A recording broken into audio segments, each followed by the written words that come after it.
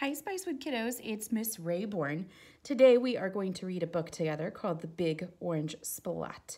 And I want you to pay extra special attention and look for patterns.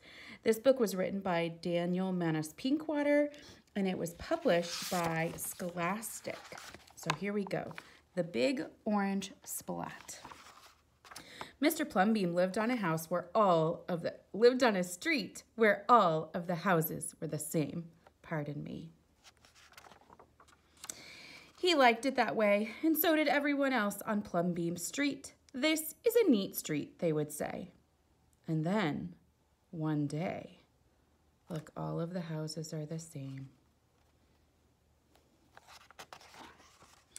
A seagull flew over Mr. Plumbeam's house.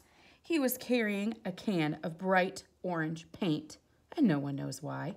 And he dropped the can, no one knows why, right over Mr. Plumbeam's house. Oh my gosh, what will happen? It made a big orange splot on Plumbeam's house. Oh, too bad, everyone said. Plumbeam will have to paint his house again. I suppose I will, said Mr. Plumbeam. But he didn't paint his house right away. He looked at the big orange splot for a long time. And then he went about his business. The neighbors got tired of seeing that big orange splot, and someone said, Plumbeam, we sure wish you'd get around to painting your house. Okay, said Mr. Plumbeam. He got some blue paint and some white paint, and that night he got busy. He painted at night because it was cooler. When the paint was gone, the roof was blue and the walls were white, and the big orange splot was still there. Then he got some more paint. He got red paint, yellow paint, green paint, and even purple paint. In the morning, the other people on the street came out of their houses, and their houses were all the same, but Plumbeam's house was like a rainbow. It was like a jungle. It was like an explosion.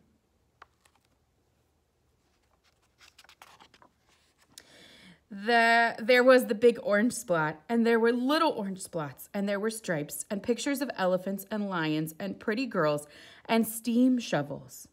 Oh my goodness, look at this right here, kiddos. This is a steam shovel. A steam shovel is something that you would see on a construction site. It digs big holes. The people said, Plumbeam has popped his cork, flipped his wig, blown his stack, and dropped his stopper. And then they went away, muttering. That day, Mr. Plumbeam bought carpenter tools, and that night he built a tower on top of his roof, and he painted a clock on the tower. Oh my gosh, wow. The next day, the people said, Plumbeam has gushed his mush. He has lost his marbles and slipped his howitzer. They decided they would pretend not to notice. So look, they're just going to ignore it. That's their plan. I see some patterns definitely happening here on this house. That very night, Plumbeam got a truck full of green things. He planted palm trees, baobabs, thorn bushes, onions, and frangipani. I don't know if I said that right, but they sound beautiful. In the morning, he bought a hammock and an alligator. Oh my gosh. When the other people came out of their houses, they saw Mr. Plumbeam swinging in a hammock between two palm trees. They saw an alligator lying in the grass, and they saw Mr. Plumbeam was drinking lemonade. Look at how beautiful it's looking. He has palm trees, beautiful bushes, and a pet alligator. Look, there he is with his pet alligator and his lemonade. It says, Plumbeam has gone too far. This used to be a neat street. Plumbeam, what have you done to your house? The people shouted. My house is me, and I am it.